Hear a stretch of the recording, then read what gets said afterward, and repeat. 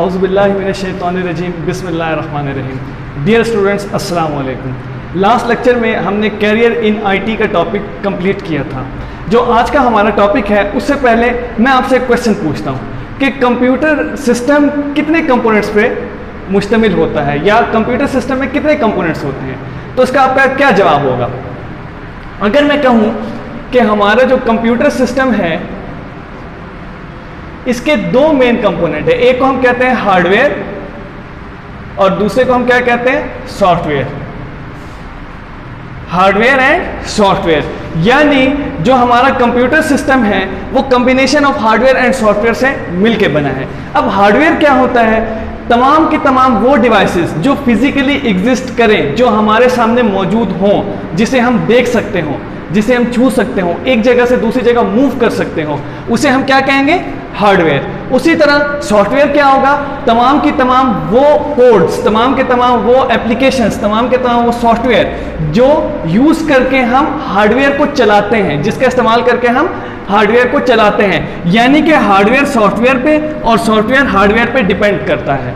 बगैर हार्डवेयर के सॉफ्टवेयर की कोई वैल्यू नहीं, उसी तरह बगैर सॉफ्टवेयर के हार्डवेयर की कोई वैल्यू नहीं। मिसाल के तौर पे मेरे सामने कंप्यूटर पड़ा हुआ है, लेकिन उसमें ऑपरेटिंग सिस्टम मौजूद नहीं है, तो क्या मैं उस कंप्यूटर को यूज़ कर सकता हूँ? बिल्कुल नहीं यूज़ कर सकते, क्योंकि वो जब तक उसमें ऑपरेटिंग सिस्टम नहीं है हम यूज़ नहीं कर सकते, और जब उसको यूज़ नहीं कर सकेंगे तो उस कंप्यूटर की या उस हार्डवेयर की कोई वैल्यू नहीं है। इसी तरह अगर मेरे पास कंप्यूटर हार्डवेयर नहीं है और मेरे पास गेम की सीडी मौजूद है, तो क्या हम गेम खेल सकते हैं? बिल्कुल नहीं। तो दोनों एक दूसरे पे डिपेंड करता है। अब हार्डवेयर की हमारे पास दो टाइप्स आती हैं, जो दो मेन कैटेगरी आ रही है, एक इनपुट, दूसरी हमारे पास होती है आउटपुट।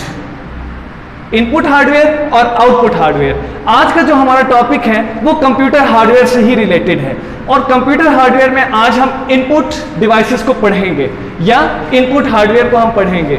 इसके बाद जो नेक्स्ट हमारा टॉपिक होगा उसमें आउटपुट डिवाइसेस और मेमोरी डिवाइसेस, जो एक हार्डवेयर की टाइप है, उसे हम देखेंगे। लेकिन हार्डवेयर की जो दो मेन कैटेगरीज होती हैं वो इनपुट और आउटपुट। इसके अलावा मेमोरी और वो यूनिट जिसमें हम सारा का सारा कंप्यूटर के कंपोनेंट्स को कनेक्ट करते हैं, जिसे सिस्टम यूनिट कहा जाता है, वो भी हमारे पास हार्डवेयर में आता है।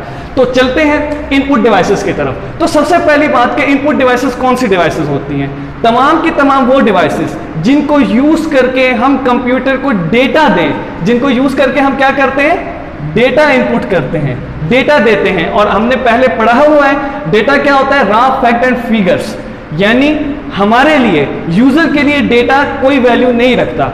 जब डेटा हम कंप्यूटर को इनपुट करते हैं, प्रोसेसिंग यूनिट उसको प्रोसेस करता है, और फिर वो इंफॉर्मेशन की सूरत में जब आउटपुट आती है तो वो हमें समझ आती है, वो हमारे लिए वैल्यू रखता है। मिसाल के तौर पे हमने एक मोबाइल से पिक्चर खींची, पिक्चर खींच के हमने उसको कंप्यूटर में रखा, तो पिक्चर हमारे लिए इंफॉर्मेशन दे रही है, ठीक है?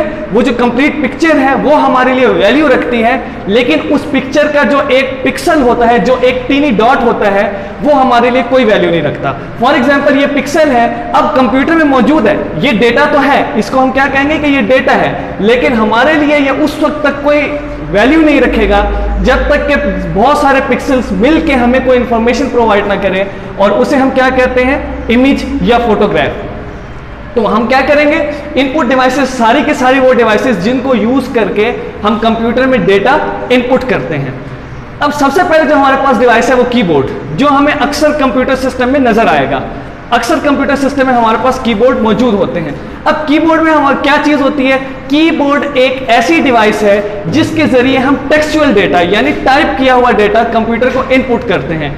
और ये कहां पे ज्यादातर यूज होता है? ये ज्यादातर CLI मोड के अंदर, बेसिक इनपुट डिवाइस का पर्पस इसी कीबोर्ड से लिया जाता है। क्यों?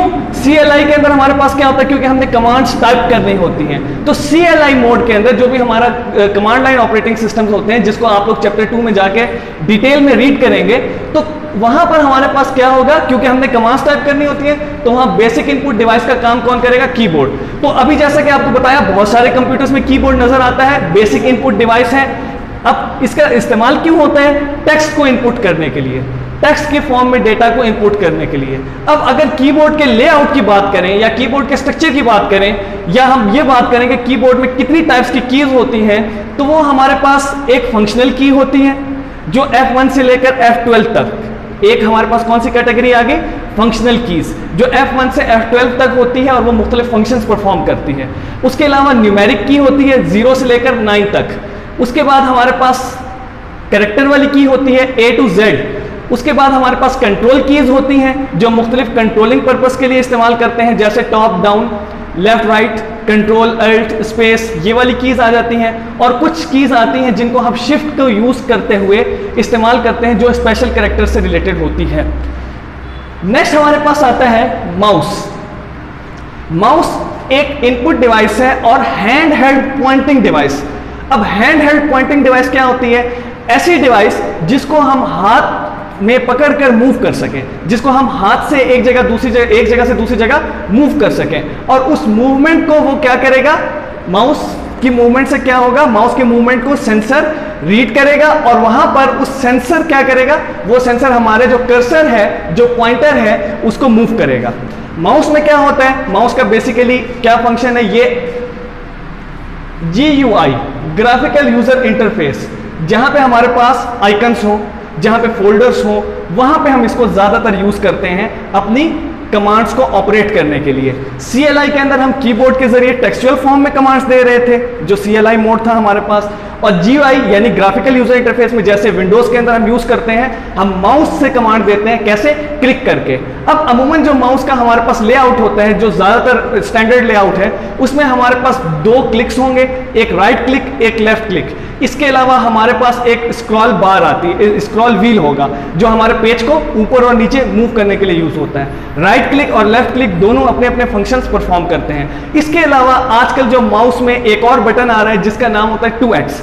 वो बटन इसलिए होता है, जो हम सिंगल क्लिक करते हैं, जो हमारे पास लेफ्ट क्लिक होता है, जिसको हम डबल क्लिक करके कोई भी अपनी फोल्डर को ओपन करते हैं, कोई भी फाइल ओपन करते हैं, उस क्लिक को 2 दफा हमने प्रेस करना होता है। जबकि 2x वाला जो हमारे पास क्लिक आ रहा है, उसको सिंपल एक दफा प्रेस करके वो ऑटोमेटिकली उस फाइल को ओपन किया जा सकता है। ये आजकल माउस के अंदर हमें नजर आता है 2x का बटन।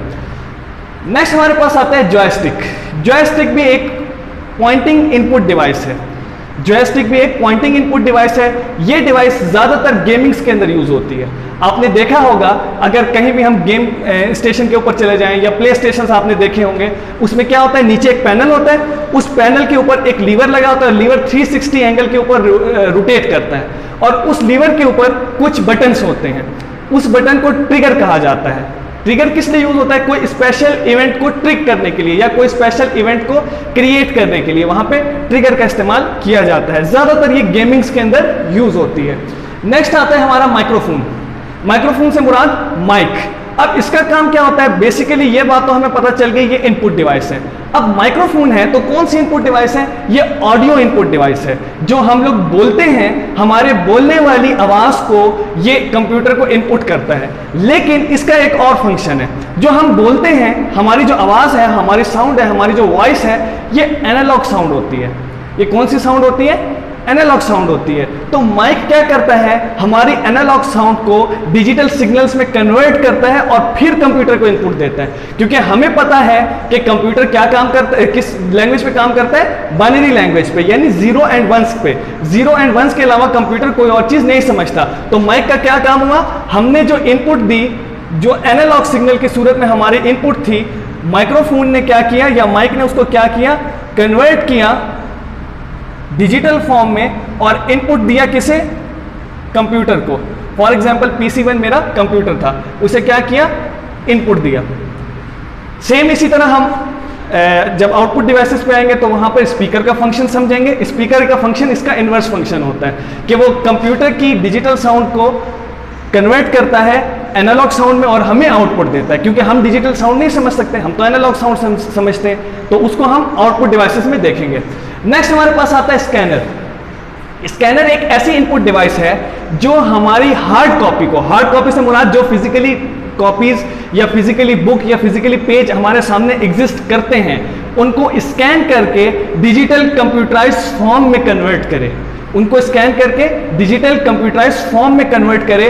ये काम किसका होता है, स्कैनर का। अब इसमें क्या होता है कि हम अपना पेज, पेपर, कॉपी या जो भी चीज़ है उसे हम स्कैनर में रख देते हैं। स्कैनर उसको स्कैन करता है और उसकी इमेज जो डिजिटल फॉर्म में होती है वो कंप्यूटर को इनपुट कर देता है। यानी हार्ड कॉपी को डिजिटल फॉर्म में कन्वर्ट करने के बाद कंप्यूटर में इनपुट कर देता है, कंप्यूटराइज फॉर्म में इनपुट कर देता है। अब स्कैनर के हमारे पास दो टाइप्स है, एक होता है फ्लैट बेड स्कैनर, दूसरा होता है हैंड हेल्ड स्कैनर।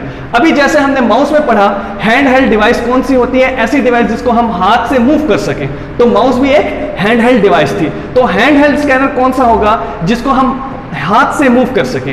उसमें क्या होता है, स्कैनर हमारे सामने होता है, फॉर एग्जांपल ये स्कैनर है, इसे हम क्या करेंगे, अपने हाथों से पेपर के ऊपर मूव करते जाएंगे और ये डेटा को स्कैन करता रहेगा। अब इसका एक ड्रॉबैक है, ड्रॉबैक ये है कि अगर थोड़ी सी भी मेरी मूवमेंट इधर उधर होती है या थोड़ा सा भी मेरा हाथ हिलता है तो वो प्रॉपर तरीके से स्कैन नहीं करेगा।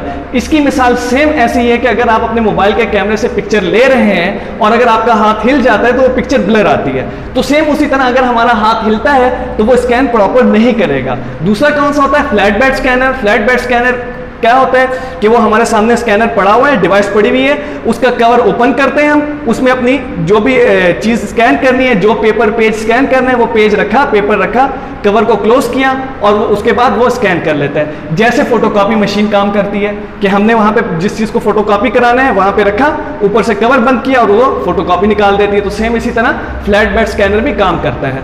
इसके अलावा हमारे पास एक बार कोड रीडर भी आता है।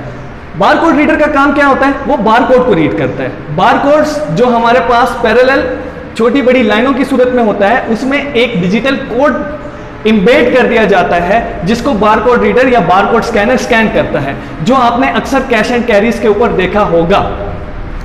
नेक्स्ट जो हमारी डिवाइस आ रही है, डिजिटल कैमरा।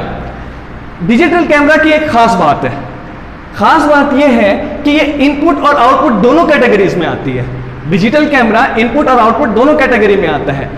क्या होता है डिजिटल कैमरा? मेरा ख्याल से आजकल बताने की जरूरत नहीं है क्योंकि हर एक कैमरा यूज कर रहा है, चाहे मोबाइल का या चाहे डिजिटल कैमरा डीएसएलआर के फॉर्म में। क्या इसका फंक्शन होता है कि हमारी जो सामने सीन है, सीनरीज हैं, उनको कैप्चर किया जाता है। कैप्चर करके डिजिटल फॉर्म में हम उसको कंप्यूटर में इनपुट भी कर सकते हैं और अपनी कैमरे की स्क्रीन पे ही उसको देख भी सकते हैं।